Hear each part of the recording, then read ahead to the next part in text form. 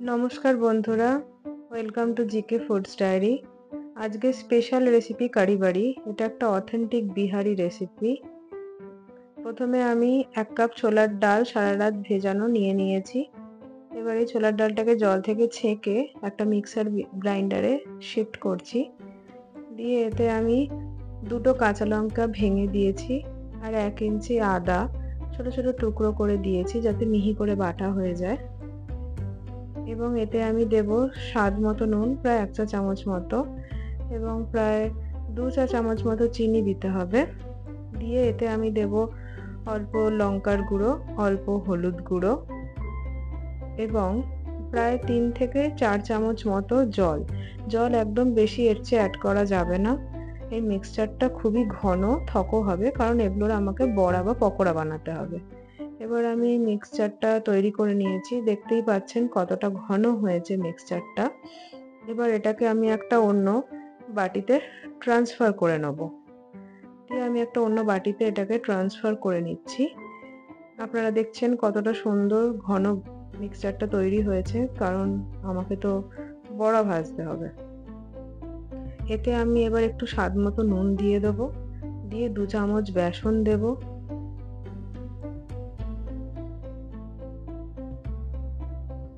দিয়ে জিনিসটাকে ভালো করে মিক্স করে নিতে হবে যাতে বেসনের সাথে এই ডালের মিক্সচারটা ভালো মিক্স হয়ে যায়।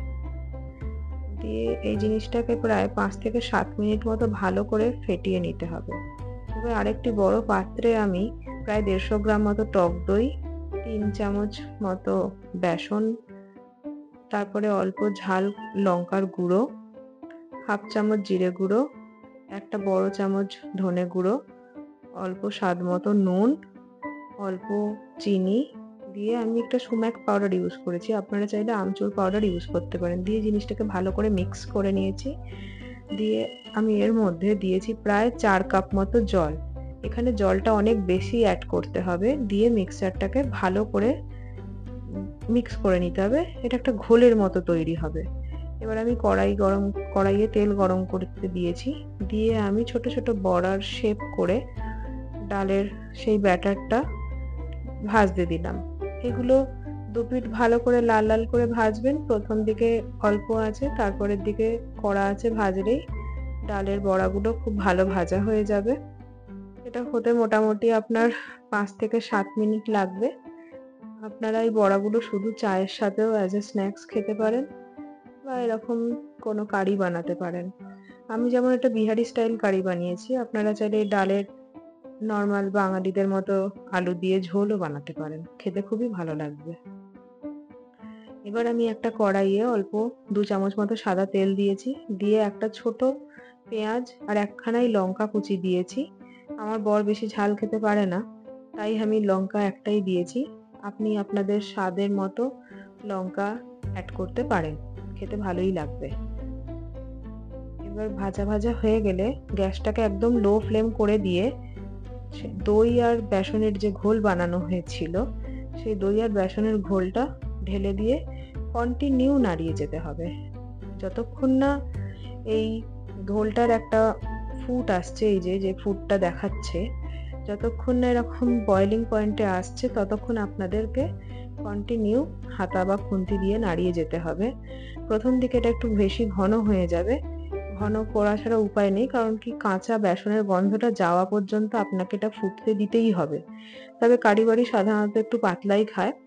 যদি বেশি ঘন হয়ে যায় তখন আপনি অল্প গরম জল অ্যাড করতে পারেন।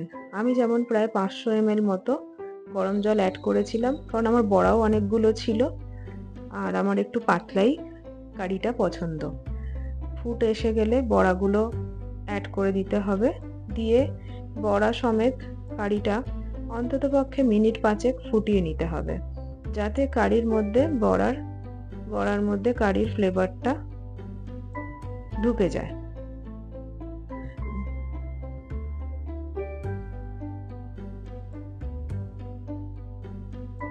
জোর আঁচ করে একটু ভালো করে ফোটাতে হবে। এবার একটা আমি তড়কা প্যান নিয়েছি, নিয়ে এটাতে 2 চামচ মতো ঘি আমি গরম করেছি, আপনারা চাইলে তেলও নিতে পারেন। এবার ঘিতে আমি 2টো তেজপাতা 4 টুকরো করে দিয়েছি, আর 2টো শুকনো লঙ্কা আমি ভেঙে দিয়েছি। এর সাথে আমি দিয়ে দেবো অল্প মেথি, অল্প সর্ষে, আর একটুখানি হাফ চামচ মতো কাসুরি মেথি তেলে ফ্রাই করলে স্মেলটা খুবই ভালো লাগে। এর সাথে আমি দিয়ে দেবো 1 ছোট চামচ মতো কাশ্মীরি লঙ্কার গুঁড়ো।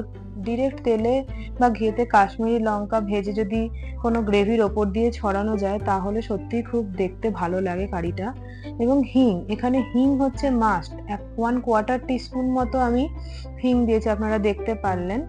দিয়ে কাশ্মীরি লঙ্কার গুঁড়ো দিয়ে এটাকে ভালো করে একটু ভেজে নিয়ে এরপরে গ্যাসটাকে অফ করে দিয়ে আপনাকে দিতে হবে কারি পাতা।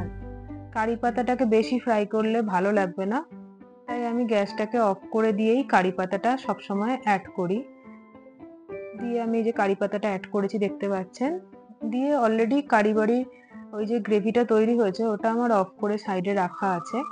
এবার এটার ওপরে আমি ওপর দিয়ে এই তড়কাটা ছড়িয়ে দেবো, দিয়ে আপনি সঙ্গে সঙ্গে একটা ঢাকনা দিয়ে ঢেকে দেবেন, তাহলে গন্ধটা ভালো মতো ইনফিউজড হবে গ্রেভিটার মধ্যে।